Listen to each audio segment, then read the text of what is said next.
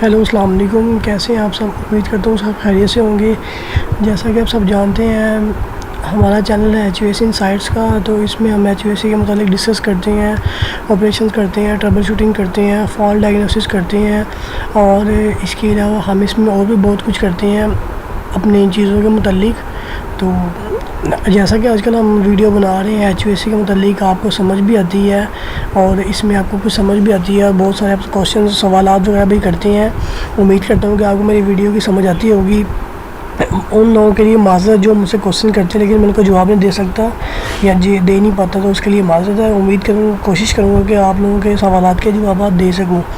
तो जैसा कि आप सब जानते हैं कि जो कि हमारा चैनल ही HVAC का है, तो इसमें हम HVAC के मतलब बात करते हैं, डिस्कस करते हैं, आप लोगों को बहुत सारी चीज़ों के बारे में बताते हैं।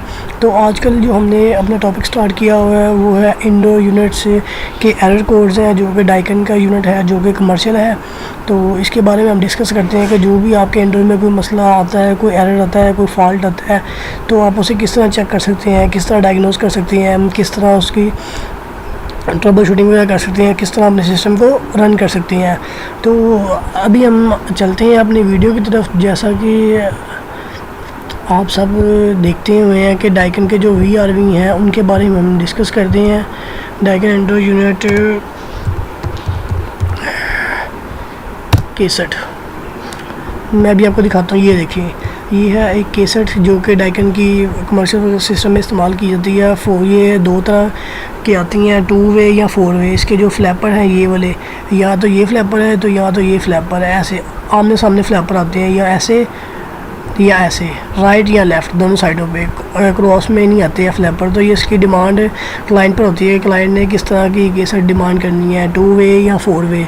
तो बेसिकली जहाँ पे जगह वगैरह उनको साइडों पे नहीं चाहिए हो तो वहाँ पे 2 वे भी कर लेते हैं, और जहाँ पे नॉर्मली ज़्यादातर 4 वे इस्तेमाल की जाती है। और इसके अलावा जो हमारा है सिस्टम, ये भी आपको दिखाते चलते हैं जी। तो अभी हम डिस्कस करते थे, अभी हम लास्ट वीडियो में अपने एरर कोड डिस्कस किए थे। काफ़ी हद तक हम अपने एरर कोड जो है डिस्कस कर चुके थे। तो अब हम ये अपने लास्ट वीडियो में अपने इंडोर के एरर कोड सारे वाइंड अप करेंगे, ताकि हम आपको मज़ीद कोई नई वीडियो नई वीडियो के लिए तैयार कर सकें, कोई नई वीडियो बना सकें जिसके लिए आप सीख लें। तो आज हमारे ये इंडोर्स के एरर कोड्स की आखिरी वीडियो है। उम्मीद करता हूँ कि आपको मेरी वीडियो पसंद आएगी। अगर आपने हमारा चैनल लाइक एंड सब्सक्राइब नहीं किया तो आप हमारे चैनल को लाइक एंड सब्सक्राइब कर दें। तो जो हमारा है पहला माल फंक्शनिंग ऑफ ये अल्लाह का भला करे, ये C6 जैसा कि आप जब सिस्टम को ऑन करेंगे, इंडोर को रन कर पावर से ऑन करेंगे हुड कूलिंग पे, हीटिंग पे, तो अगर आपको डिस्प्ले पे किसी एक इंडोर पे C6 का एरर नज़र आए, उसकी जो इंडिकेशन लाइन्स है वो माल फंक्शनिंग करती नज़र आए, अब नॉर्मल बिहेवियर करे, तो आपको जो आपका सेंटर कंट्रोलर है BMS है, वहाँ पर आपको जाके पता चल जाएगा ये जो आपका C6 है कौन से इंडोर पर एरर आ रहा है। तो जैसे ही C6 आपका इंडोर का एरर आएगा, सबसे पहले आपने चेक करना है कि ये एरर है किस चीज़ का है। तो मैं बताता चलता हूँ, ये एरर है malfunctioning of fan motor control driver. जो फैन मोटर कंट्रोल का जो ड्राइवर है जो मेन PCB में लगा हुआ है, इंडोर के PCB में, वहाँ से ये इशू कोई आ रहा है फैन मोटर कंट्रोल ड्राइवर का, जिसकी वजह से फैन मोटर चलने रही, स्टक हो गई है, कोई भी वजूहत हो सकती हैं। उसके अलावा आपने ये चेक करना है कि जो उसके कॉजेज़ हैं, सिम्टम्स हैं, वजूहत हैं, वो किस वजह से हुए हैं, किस वजह से फ़ैन मोटर कंट्रोल ड्राइवर माल फंक्शनिंग कर रहा है, अब नॉर्मल बिहेव कर रहा है। तो सबसे पहले आप चेक करेंगे defect of fan motor sensor. बिल्कुल ठीक है, जो इंडोर की किट में जो सेंसर लगा हुआ है फ़ैन मोटर का, जो फ़ैन मोटर की कॉइल का जो सेंसर लगा हुआ है, जिसकी सप्लाई आपको इंडोर से आ रही होती है, PCB से आ रही है, तो वहाँ से आप सेंसर चेक करेंगे कि आपका सेंसर ओके है। अगर तो आपका सेंसर ओके है तो फिर मोटर में कोई इशू आ गया, मोटर स्टक हो गई है, वाइंडिंग क्रॉस हो गई है, शॉर्ट हो गई है, कोई भी वजह हो सकती है, PCB ख़राब हो सकती है। Defect of fan motor controller, जो फैन मोटर कंट्रोलर जैसे कि PCB है, PCB फैन मोटर की कंट्रोलर है, डिवाइस है, दूसरे कंट्रोल कर रही होती है, उसमें भी कोई मसला आ सकता है। तो यहाँ से आपको ये VRV वगैरह में इस्तेमाल किया जाए, कमर्शियल यूनिट वगैरह में इस्तेमाल होती है ये माल फंक्शनिंग, लेकिन ये भी आपको बहुत कम देखने को मिलता है एरर फील्ड में। इतने ज़्यादा मकसूद कोई नया सिस्टम होता है तो बहुत जल्दी ये एरर आते नहीं है। उसके अलावा सेकंड ऑप्शन है जी आपका C7। अगर आपको किसी भी इंडोर के डिस्प्ले पे C7 नज़र आए, चाहे वो मास्टर स्लेव हो, चाहे वो लास्ट वाला क्यों ना हो, तो वहाँ पे आपका जो उसका कंटेंट है माल फंक्शनिंग का वो है front panel driving motor fault.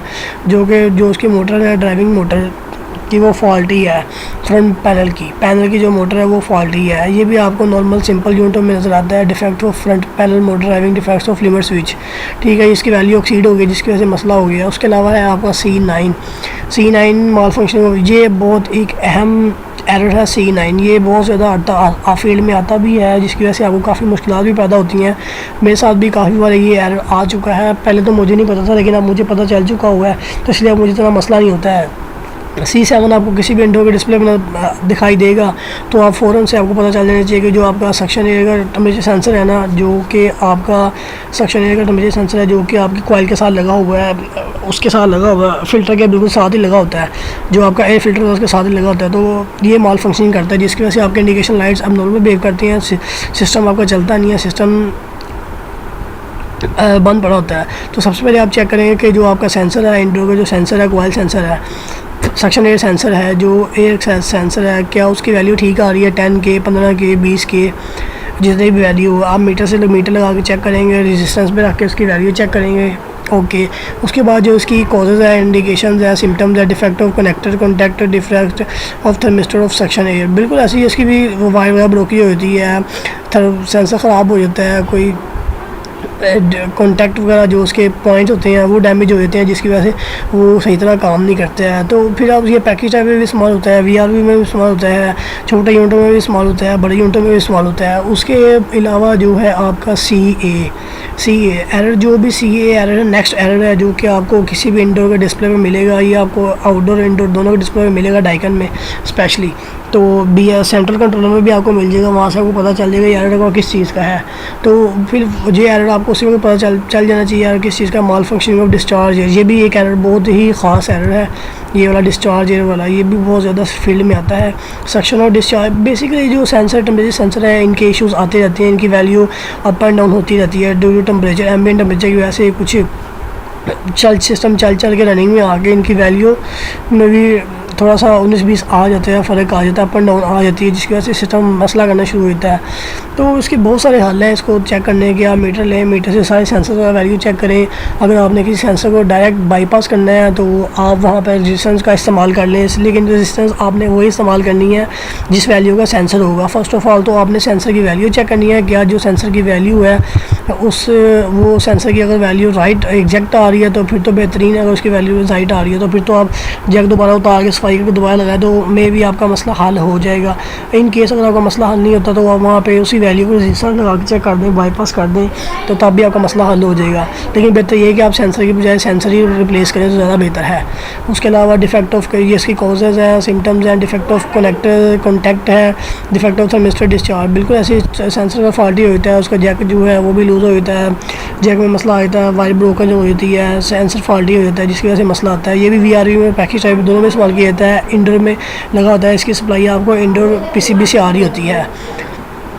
उसके अलावा जो है आपके लास्ट 2 एरर रह गए हैं इंडोर डाइकन के। जो इंडोर है उस एक ऑप्शन है डबल CC का, जो भी इंडोर पे आपको डबल CC का एरर शो करेगा डिस्प्ले के ऊपर, तो आपको पता होना चाहिए कि ये किस चीज़ का माल फंक्शन ह्यूमिडिटी सेंसर सिस्टम ठीक हो गया। ह्यूमिडिटी बेसिकली ये ज़्यादातर इस्तेमाल तो होता नहीं है इंडोर्स वगैरह में, क्योंकि ये बहुत ही क्रिटिकल जगह पे इस्तेमाल किया जाता है, जहाँ पे हॉस्पिटल्स वगैरह, वार्ड्स होगी, लैब्स होगी, क्लिनिकल लैब्स होगी, लेबॉर्ट्रीज होगी, वहाँ पे इसका इस्तेमाल किया जाता है। यहाँ तो हवा में नमी की मिकदार को ज़्यादा किया जाता है, यहाँ तो ह्यूमिडिफायर इस्तेमाल किया जाता है, यहाँ ड्यूमिडिफायर इस्तेमाल किया जाता है। तो बेसिकली उसके साथ भी सेंसर वगैरह इस्तेमाल किए जाते हैं, ह्यूमिडिफायर ड्यूमिडिफायर के साथ भी। तो यहाँ पर लेकिन जिक्र है ह्यूमिडिफायर का कि हवा में नमी की मिकदार को बढ़ाते हैं, तो इसलिए आपको उनके साथ भी सेंसर होते हैं, उसके सेंसर भी आपको PCB से आ रहे होते हैं।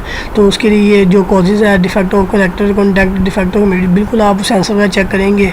अगर सेंसर की वैल्यू ठीक है तो फिर आपके कोई ह्यूमिडिफायर में मसला हो गया, वायर में मसला आ गया, कार में कोई मसला आ गया, आप इसी तरह फॉल्ट को डायग्नोज कर सकते हैं। उसके अलावा जो है आपका ये जो लास्ट वाला है CJ माल फंक्शन थर्मोस्टेट, ये भी इतना ज़्यादा तो एरर इस्तेमाल नहीं होता है, ना ही इतना ज़्यादा कभी आता है फील्ड के अंदर, बट ये भी एक पार्ट का हिस्सा है, सिस्टम का हिस्सा है, एरर का हिस्सा है, तो इसलिए भी पढ़ना इससे ज़रूरी है।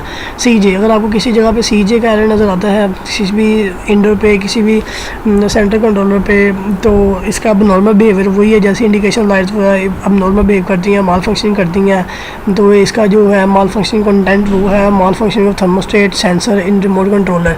बिल्कुल थर्मल, लेकिन रिमोट कंट्रोलर का इतना जल्दी इशू आता नहीं है, तब भी इशू होता है जब कभी रिमोट वगैरह टूट जाए या रिमोट ब्रेक हो जाए, रिमोट में पानी चला जाए, देन आपको रिमोट का इशू आता है। वो भी चलाने में मसला आता है कि रिमोट सही तरह चल नहीं रहा, डिस्प्ले नज़र नहीं आ रहा है रिमोट का। लेकिन उसके लिए आप फिर BMS इस्तेमाल कर लेते हैं या सेंट्रल कंट्रोल इस्तेमाल कर लेते हैं, तो वहाँ से आप इसे ईज़िली ऑपरेट कर सकते हैं और ये वहाँ से ईज़िली ऑपरेट हो भी जाता है। लेकिन ये भी एरर आपको बहुत कम देखने को मिलेगा, फील्ड में भी आपको मिल जाए, बट मुझे तो नहीं मिला। Defect of remote controller thermistor malfunctioning due to noise defect of remote controller PCB।